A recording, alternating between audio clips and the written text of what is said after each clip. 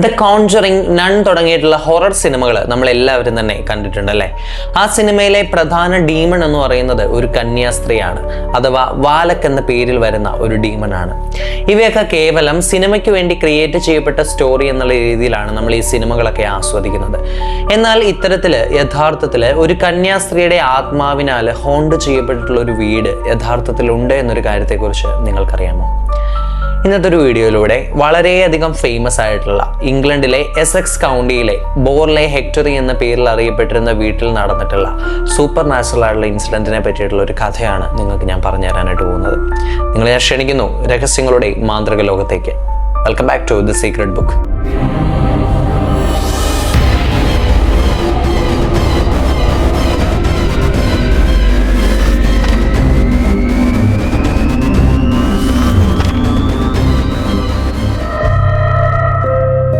നമ്മുടെയൊക്കെ ഒരു വിശ്വാസം അനുസരിച്ച് മരണശേഷം നമ്മുടെ ആത്മാവ് സ്വർഗത്തിലേക്ക് പോകുമെന്നാണ് നമ്മൾ വിശ്വസിക്കുന്നത്, അല്ലെങ്കിൽ നരകത്തിലേക്ക് പോകുമെന്നുള്ള ഒരു വിശ്വാസമാണ് നമുക്കുള്ളത് അല്ലേ.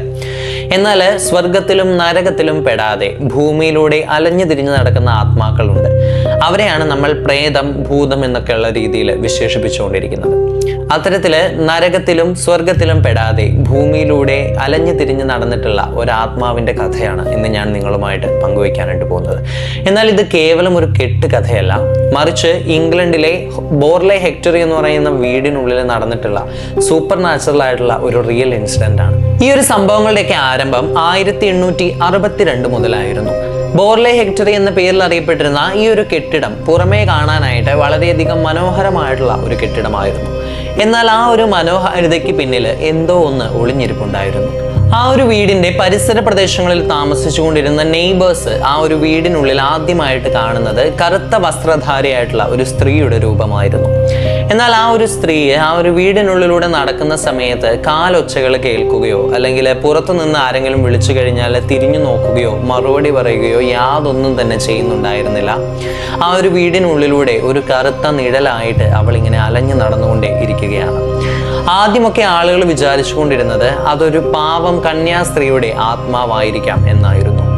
എന്നാൽ ആ ഒരു വിചാരത്തിലേക്ക് ആളുകൾ എത്തുന്നതിന് മുൻപേ, അല്ലെങ്കിൽ വർഷങ്ങൾക്ക് മുൻപേ തന്നെ ആ ഒരു മണ്ണിൽ രക്തത്തിന്റെ കറ അലിഞ്ഞിട്ടുണ്ടായിരുന്നു എന്നതായിരുന്നു ഇതിന്റെ യാഥാർത്ഥ്യം എന്ന് പറയുന്നത്.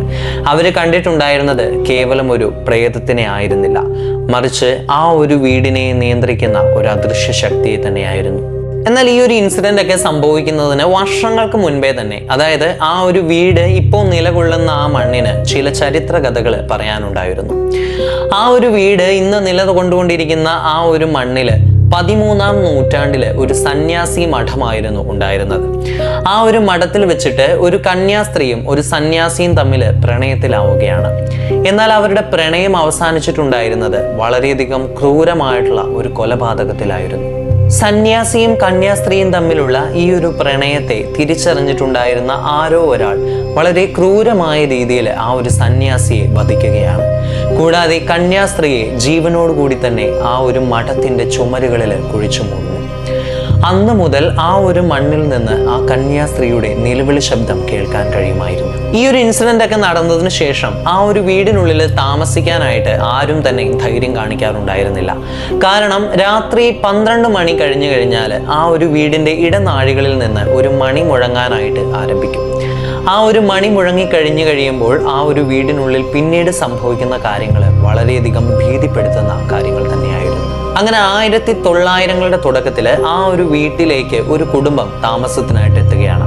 എന്നാൽ ആ ഒരു കുടുംബം ആ ഒരു വീടിനുള്ളിലേക്ക് താമസത്തിനായി എത്തിയതിന് ശേഷം നടന്നിട്ടുണ്ടായിരുന്ന കാര്യങ്ങൾ എന്ന് പറയുന്നത് ശാസ്ത്രത്തിന് പോലും വിശദീകരിക്കാൻ കഴിയാത്തത്ര ഭീകരമായിട്ടുള്ള ഒരുപാട് ടോർച്ചർ ചെയ്യുന്ന രീതിയിലുള്ള കാര്യങ്ങളായിരുന്നു. മുറിക്കുള്ളിൽ നിന്ന് കല്ലുകൾ പറന്നു വരുന്നു. ഭിത്തിയില് അജ്ഞാത ലിപികളിൽ എഴുതിയിരിക്കുന്ന സന്ദേശങ്ങൾ തെളിഞ്ഞു വരുന്നു.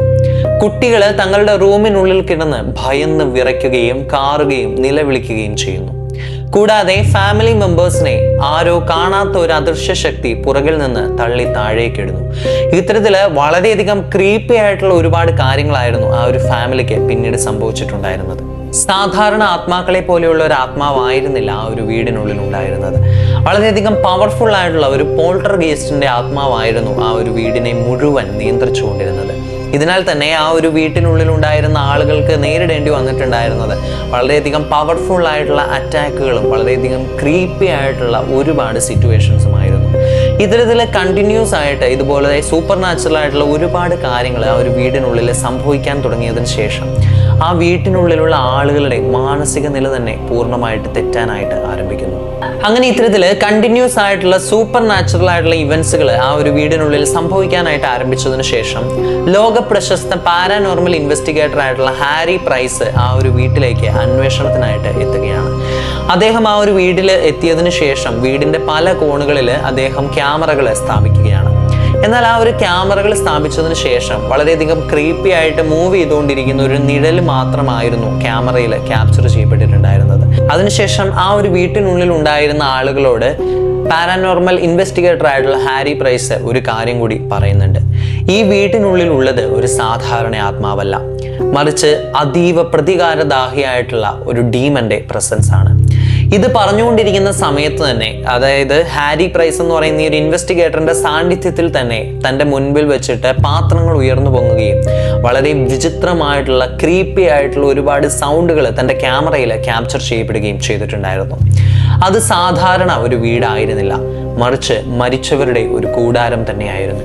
അങ്ങനെ 1939 ഒരു രാത്രിയിൽ ആ വീടിന് അപ്രതീക്ഷിതമായിട്ട് തീ പിടിക്കുകയാണ്. ആളുകൾ വിചാരിച്ചിരുന്നത് അതെന്തെങ്കിലും ഒരു സ്പാർക്ക് മൂലമോ അല്ലെങ്കിൽ എന്തെങ്കിലും ഒരു മിസ്റ്റേക്ക് സംഭവിച്ചത് മൂലമോ പിടിച്ചിട്ടുള്ള തീ ആയിരിക്കാം എന്നതായിരുന്നു. എന്നാൽ ആ ഒരു വീടിനുള്ളിൽ ഉണ്ടായിരുന്ന ആളുകൾ പറഞ്ഞിട്ടുണ്ടായിരുന്നത് കേട്ടപ്പോൾ ലോകം മുഴുവൻ ഒന്നടങ്കം ഭയന്നു വിറയ്ക്കുകയാണ്. ആ ഒരു വീടിന് തീ പിടിച്ച സമയത്ത് ജാലകങ്ങൾക്കിടയിലൂടെ ഒരു കറുത്ത വസ്ത്രധാരിയായിട്ടുള്ള ഒരു കന്യാസ്ത്രീയുടെ രൂപം പ്രത്യക്ഷപ്പെട്ടു. അവൾ അവരെ തന്നെ നോക്കി വളരെ വന്യമായ രീതിയിൽ, ഭീതിപ്പെടുത്തുന്ന രീതിയിൽ ചിരിച്ചുകൊണ്ടിരിക്കുകയായിരുന്നു. അങ്ങനെ ആ ഒരു വീട് പൂർണ്ണമായിട്ട് കത്തി നശിച്ചുവെങ്കിലും ആ ഒരു വീട്ടിനുള്ളിൽ ഉണ്ടായിരുന്ന ആത്മാക്കൾക്ക് മാത്രം ശാപമോക്ഷം ലഭിച്ചിട്ടുണ്ടായിരുന്നില്ല. ഇത്തരത്തിൽ കണ്ടിന്യൂസ് ആയിട്ട് ഒരുപാട് സൂപ്പർ നാച്ചുറൽ ആയിട്ടുള്ള ഈവൻസ് ആ ഒരു വീടിനുള്ളിൽ സംഭവിച്ചതിന് ശേഷം ആ വീട്ടിൽ താമസിച്ചുകൊണ്ടിരുന്ന കുടുംബം അവിടെ നിന്ന് താമസം മാറിയിട്ട് മറ്റൊരു സ്ഥലത്തേക്ക് പോവുകയാണ്. അതിനുശേഷം ആ ഒരു വീട്ടിനുള്ളിൽ താമസിക്കാനുള്ള ധൈര്യം ആർക്കും തന്നെ ഉണ്ടായിട്ടില്ല. ഇന്നും ആ ഒരു വീട് സന്ദർശിക്കാനായിട്ട് പോകുന്ന ആളുകൾ നേരിടുന്നത് വളരെയധികം ഭീതിപ്പെടുത്തുന്ന ഒരുപാട് അനുഭവങ്ങളാണ്. തങ്ങളുടെ കയ്യിൽ തണുത്ത വിരലുകൾ കൊണ്ട് ആരോ സ്പർശിക്കുന്നതായിട്ടും കൂടാതെ വളരെയധികം ക്രീപ്പി ആയിട്ടുള്ള ഒരുപാട് സൗണ്ടുകൾ ആ ഒരു വീടിനുള്ളിൽ നിന്ന് കേൾക്കുന്നതായിട്ടും ഒക്കെ ഒരുപാട് ആളുകൾ പിന്നീടും റിപ്പോർട്ട് ചെയ്തിട്ടുണ്ടായിരുന്നു. ഇതിൻ്റെ ഒരു തെളിവായിട്ട് ഇന്നും ബോർലി ഹെക്ടറി എന്ന് പറയുന്ന ഈ ഒരു ഹോണ്ടഡ് ഹൗസ് ഇംഗ്ലണ്ടിൽ നിലകൊള്ളുന്നുണ്ട്. വളരെയധികം ഹോണ്ടഡ് ആയിട്ടുള്ള ലോകത്തിലെ ഫേമസ് ആയിട്ടുള്ള ഹൗസുകളിൽ ഒന്നായിട്ടാണ് ബോർലി ഹെക്ടറി എന്ന് പറയുന്ന ഈ ഒരു വീടിനെ കണക്കാക്കിക്കൊണ്ടിരിക്കുന്നത്. ഈ ഒരു കാര്യത്തെ പറ്റിയിട്ടുള്ള നിങ്ങളുടെ അഭിപ്രായങ്ങൾ തീർച്ചയായിട്ടും കമൻറ്റ് ചെയ്യുക. ഇത്തരത്തിലുള്ള ഇൻട്രസ്റ്റിംഗ് ഹൊറർ സ്റ്റോറീസിനായിട്ട് സീക്രട്ട് ബുക്ക് എന്ന് പറയുന്ന നമ്മുടെ ഫാമിലിയിൽ നിങ്ങൾക്ക് ജോയിൻ ചെയ്യാവുന്നതാണ്. സോ മറ്റൊരു വീഡിയോയുമായി see you on the next chapter. Until then, it's me Jaswin from Secret Book signing off.